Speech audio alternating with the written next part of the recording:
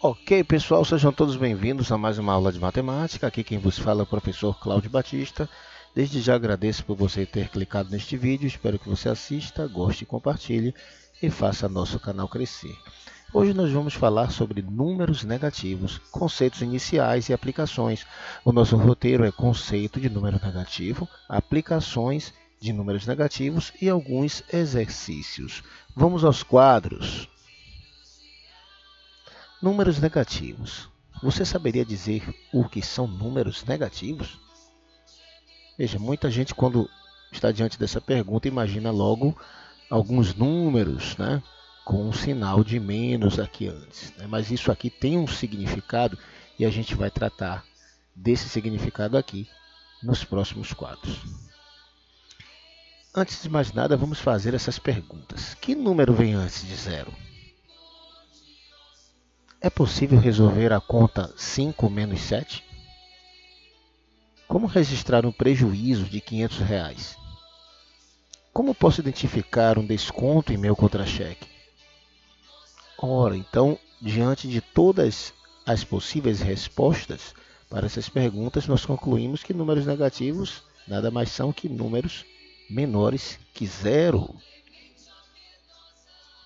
Vamos aqui falar sobre algumas aplicações dos números negativos no nosso dia a dia. Primeiro, vamos começar aqui com medidas de temperatura. Aqui nesse quadro nós temos o retrato de um diálogo, né, entre duas pessoas. Repare que elas estão usando roupas diferentes.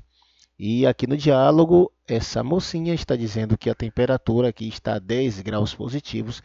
E esse simpático senhor, todo agasalhado, com gorro, com luvas, ele está dizendo aqui a temperatura está a 10 graus negativos. E repare aqui no desenho do termômetro que essas temperaturas estão distantes uma da outra e separadas pelo zero. Nós estamos trabalhando aqui com a escala Celsius, né, com a medida de temperatura que é usada em nosso país. Então vamos aqui classificar essas temperaturas de acordo com essa escala. As temperaturas negativas são aquelas que estão abaixo de zero, ok? São muito frias.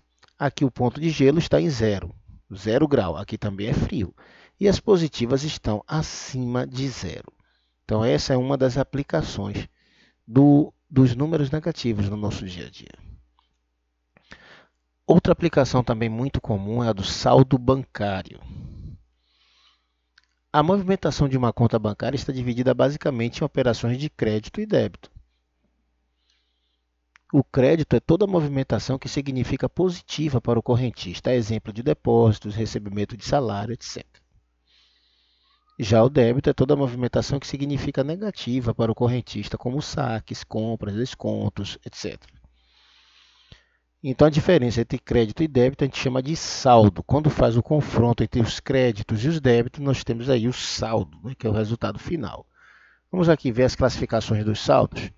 Quando a pessoa não tem nenhum dinheiro na sua conta, ela está sem nada, R$0. Se ela faz algum depósito, ela está com um valor acima de zero, ou seja, ela tem algum dinheiro na conta. Mas quando ela está em débito com a instituição bancária, ela além de não ter nenhum na conta, ela ainda está devendo. Então ela está aqui com o saldo abaixo de zero, é o saldo negativo. Isso é muito comum. Repare aí no seu saldo bancário que alguns números vêm com o sinal de menos na frente. Isso significa que são as movimentações que são negativas para você. Outra também aplicação muito comum é sobre as altitudes, né? Para classificar as altitudes, toma-se como ponto de referência o nível do mar. Vamos ver? Aqui. Quando nós estamos no nível do mar, como é o caso de cidades litorâneas, nós estamos aqui no ponto zero, como se fosse aqui uma régua, tá? As temperaturas muito abaixo do nível do mar são as consideradas negativas. E as positivas, aquelas que estão acima do mar, que é exemplo de morros, picos, etc. Então, também nós vemos essa aplicação com muita frequência na nossa vida diária. Uma questão de posicionamento. Veja, nós podemos imaginar os números dispostos numa espécie de régua, onde nós temos aqui o zero, que está aqui de verdinho, como se fosse o ponto de referência. E temos aqui uma seta azul indicando para a direita e uma seta vermelha indicando para a esquerda.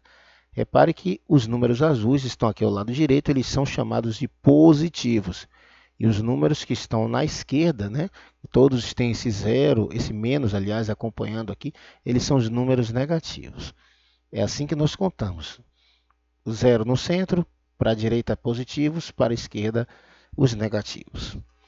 E uma observação muito importante, os números negativos vão se afastando do zero infinitamente pela esquerda. E os números positivos vão se afastando do zero infinitamente pela direita. Repare que essa seta aqui ela dá a ideia de distanciamento infinito para a direita e esta aqui de distanciamento infinito para a esquerda. Repetindo, os números negativos vão se afastando do zero pela esquerda infinitamente, enquanto que os positivos se afastam do zero infinitamente pela direita. Outro item importante é a simetria. Nós vamos desenvolver mais esse conceito em outros tutoriais. Simetria. Vamos lá. Aqui temos um exemplo de um desenho de um esboço de uma asa de borboleta. Repare que todas as figuras que se encontram desse lado se encontram na mesma medida desse. E aqui nós temos essa linha que pode ser imaginada como um divisória entre o centro do corpinho da borboleta. Repare as antenas também do mesmo tamanho, né? E cada um abrindo para um lado. Aqui um outro exemplo, nós temos o esboço de um barquinho, do que seria um barquinho. Aqui tudo que está aqui no lado, desse lado que está de vermelho, tem na mesma proporção do lado de cá em preto. Isso significa que isso tem uma simetria, ok? E aqui essa reta vertical onde eu estou passando o mouse agora, ela é chamada de eixo de simetria. Assim como no caso da borboleta, essa linha vermelha é o eixo de simetria, é ela que divide, vamos dizer assim, a figura em duas partes iguais, uma para a esquerda e outra para a direita. Então, o eixo de simetria, nesse caso, representa o zero, para um lado positivo e para outro negativo. Repito, esse tema simetria, ele é bastante amplo, e ele pode ser desenvolvido em outros tutoriais. Pessoal, muito obrigado, espero ter ajudado. Nos veremos no próximo vídeo. Até lá!